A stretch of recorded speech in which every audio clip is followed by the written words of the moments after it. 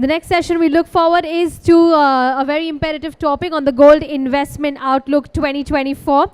Ladies and gentlemen, we have with us a seasoned financial market expert with over 15 years of experience as the Chief Market Strategist at MultiBank Group. He leverages his MSc in investment to provide insightful guidance and analysis. We have with us, joining us on stage, the Global Head of Marketing at MultiBank, Mr. Yazan Shakfeh. A round of applause as he steps forward, sharing his thoughts on the Gold Investment Outlook 2024. Can we have a round of applause for him, please? He's right here. Over to you, sir. Good afternoon. Good afternoon, everyone. Thank you so much for joining us today. My name is Yazan. I'm the Global Head of Marketing at MultiBank Group. Today I'm gonna just go through a little bit about the gold and what's the expectation for gold during 2024. Before going I would like to just give you a little bit of introduction about our group. So MultiBank Group is a global financial derivatives broker with 15 plus financial regulation worldwide. We are regulated in 15 regulation worldwide. And we are regulated also. Our headquarters is in Dubai, in UAE, regulated by the Security and Commission Authority there. We offer one single platform to trade 20,000 plus financial derivatives markets. This is not only gold, so you can trade shares, gold, indices, cryptocurrencies, and so on and so forth across 6 asset classes. We're very proud to have a daily turnover in the group of $12.1 billion every day. So we're processing trades of $12.1 billion. We're also very proud to serve 1 million plus clients worldwide. And of course, we know that India loves trading in gold. So that's why the session today is about gold. And we are proud to offer the best trading conditions with a spread as low as 2 cents on gold. So today we're gonna just go through, like it's gonna be a little bit of more educational, like sharing our thoughts of gold, where we see it, and what are the factors and what are the main drivers for gold for 2024 and beyond. So you can see the performance of gold over the year 2024 was outperforming most of the sorry, I need to stick here, I think. It outperformed most of the major asset classes. So you can see that the gold, we hit fresh all-time high on Friday. We are above 2,500. We close above it. So this is a very positive sentiment for gold.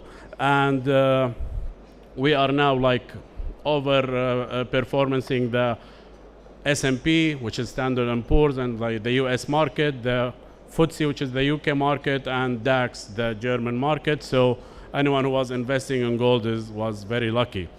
In addition to that, we would like to go through the main drivers of those momentums. So we saw in 2024 a lot of factors that play an important role in having this bullish side of gold. So we saw the geopolitical tension that happened over the last 2 years, and we saw the central bank buying and also the rate cut expectation and the investment demand, and I'm gonna go through them one by one during this presentation. So starting with the geopolitical risk, so we can see that the gold shines always as an economic hedge whenever there is any geopolitical. Unfortunately, like there were so many unrest in the Middle East region and also in East Europe region, and this drives a lot of uncertainty in the market, and that's what drives the gold to go higher. So this is the first reason. The other reason also, we can say the high central bank demand. So you can say in 2024, the first half of 2024 was a record breaker for the central bank buying on gold. And it's crossing 220 tons so far, comparing to previous years. And we can see the momentum is continuing in central banks to keep buying more gold. In addition to that, we saw the Fed cut rate happening very soon, because we saw the odds, and we saw during last Monday, some people called it like the Black Monday, when the unrest happened due to the US figures, and a lot of recession fears were out there. And now we saw that the high percentage or the high probability of the Federal Reserve to start decreasing the interest rate by minimum, maybe some people are arguing about 25 basis points, some other people are talking about 50 basis points, but we saw the odds are high now. We are at 62% chance of starting decreasing the interest rate on September meeting, and this is very negative for the dollar and positive for all assets, including the gold. The other factor that I would like to talk about is the ETFs and the high demand. So we witnessed a lot of high demand in gold, not only from the central bank, but also from the exchange traded funds, and they show like a big sign of strength. So the inflow on commodities ETFs cleared about $2 billion in July only, and this is the highest since March 2022. And there are signs that the gold-backed exchange-traded funds are back in focus as global pivot to loose monetary policy and make the non-interest-paying precious metal attractive as well. So those were the four main fundamental reasons why we believe the gold is still going to shine during 2024 and beyond as well. Going to a technical analysis, so we can see that the trend is still in the upward trend, so we can say that the market is forming higher highs and higher lows. So that means there is still more demand in the gold and making the price to go even higher and higher. And the time, like whenever we're having like a downturn, we consider it as a profit taking, because we're not seeing any drawbacks that were showing like a breaking of any previous lows. So those small drawbacks, we can consider it as a take a profit, because, for example, assuming I'm a real estate trader, for example, or investor, if I bought a house with $1 million dirhams or million rupee whatsoever, and then if I witness the price of this real estate comes at like 1.4, so it will not realize the money unless I sold this property. So this kind of action, and if so many people are doing so, this will result in a drawback of the prices. But as long as those drops are still limited, so we consider this as a profit taking, and that's why we can still see that the trend technically is in the upper position. And we can see also, like comparing to the 200 moving average, we are still way above the moving averages, the 20 days, which is the blue line, 50 days, which is the green line, the 100 days moving average, which is the purple line. Still, the gold market is above it. So all of the aspects, whether it's fundamental aspects or technical aspects, is still showing a very positive momentum on gold as an investment. So in short, to just sum it up, so we have three main cases. The first case is the bull case. So we're expecting by end of 2024, if the key assumptions of Fed rate cuts of 75 basis points during this half of the year, and another 75 basis points in 2025, we can say that by end of 2024, we're expecting the gold prices to stay and to reach as $2,700 per ounce, which is not far from what we are at now. We are at above $2,500 per ounce. The other case that we are expecting, in case the key assumptions of only 50 basis points during 2024 and another 50 basis points in first half of 2025, we are assuming to end this year with 2,500 only.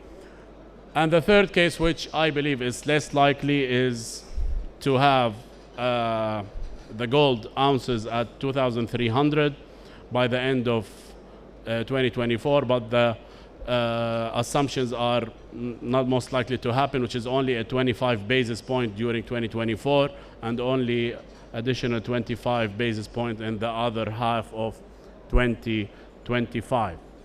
So those are the scenarios that we have in mind based on the technical analysis and the fundamental analysis that we shared. And I would like to share with you why we really care about gold as a broker, and especially to our client base in India. We're very proud to offer the best trading conditions for gold trading and CFDs worldwide. We're the only broker who offer spread as low as 2 cents on gold. And in addition to that, we're providing a very competitive leverage up to $100 to $500 for the leverage. And we are very happy and proud to have like a 0% trading fees. And you're gonna be dealing with a very prestigious, highly regulated broker, regulated and authorized by more than 15 financial regulation worldwide. If you have any question or anything, you can just share it to me, or you can always visit us at booth number 5, straight at the entrance, and I'm open to any of your questions now. Any questions? Please. Sorry, I cannot. Is there any mic, maybe?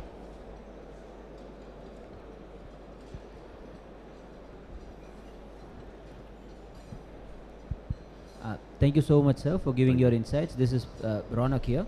Thank you. I just want to know that do you see a limited upslide in the gold now? And number 2 is that how do you see silver performing in upcoming months to come? Yeah, so basically like for gold, we are still like showing a very optimism. Of course, there might be some drawbacks because there is always like, once there is a high demand pressure, there is always like the speculators that are playing an important role that might drive the prices a little bit. But what we are talking about is the investment outlook. So investment, we're talking about a longer term trading. We're not talking about speculation.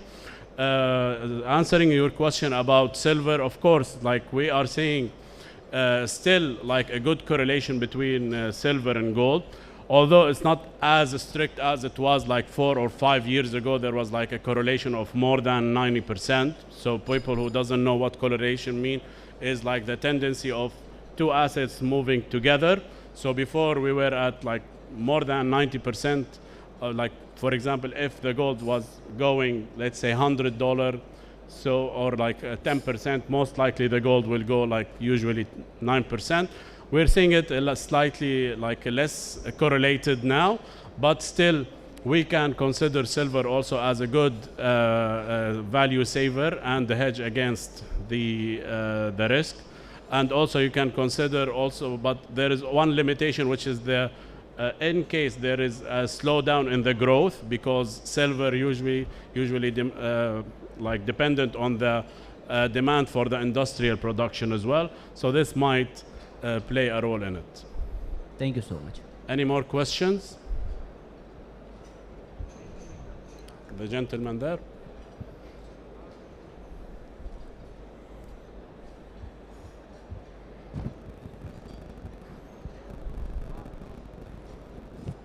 Check. Thank you. Thank you very much for insightful session. One question, now that you've touched the topic of industrial consumption for silver, does that factor in gold consumption as well? Because and your key point is it was missing. Is it not playing any role in fluctuation of prices? Yeah, of course. Usually, like, but the industrial consumption for silver is way larger than the industrial consumption in gold. So that's why, if there is any sides of potential recession is going to happen, this will gonna impact the pricing of silver more than the pricing of gold. But again, this is only one fact out of like more other factors, which is the tension, which is the safe haven, and so on and so forth. Yeah. Any more questions, please?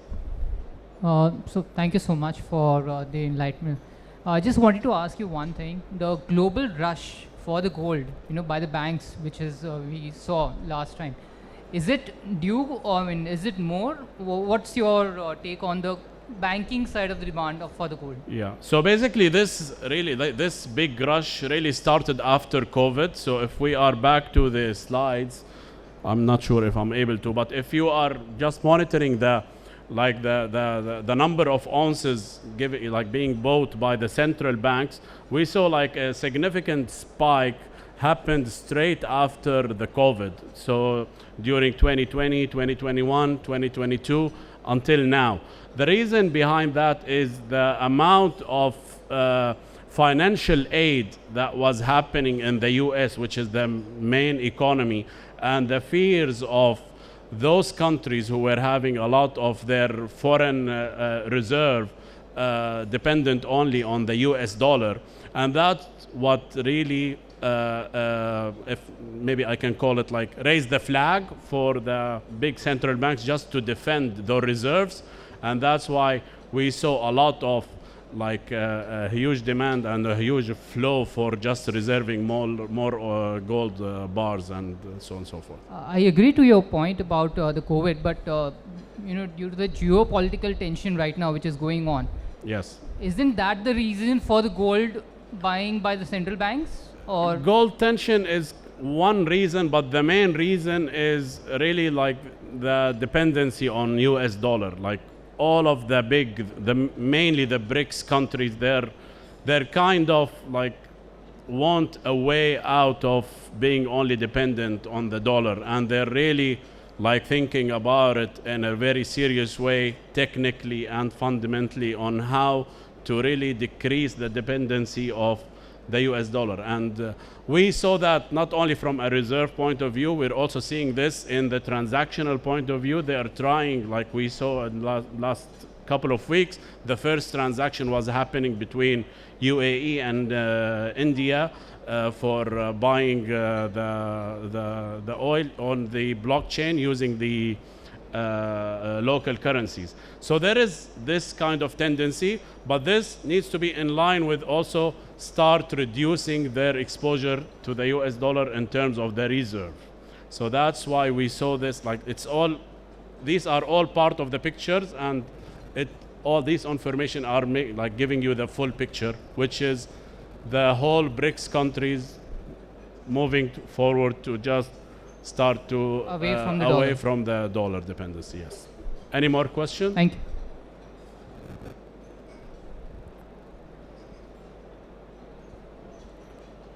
Okay, guys. So thank you very much for your time, and I'm sorry if I just make you late for the lunch break. If you have any question, we are available at booth number 5. We're MultiBank Group, and thank you very much again for attendance, and have a very, very, very good day. Thank you. Thank you so very much, Mr. Yazan, for really taking us through this very important and insightful session.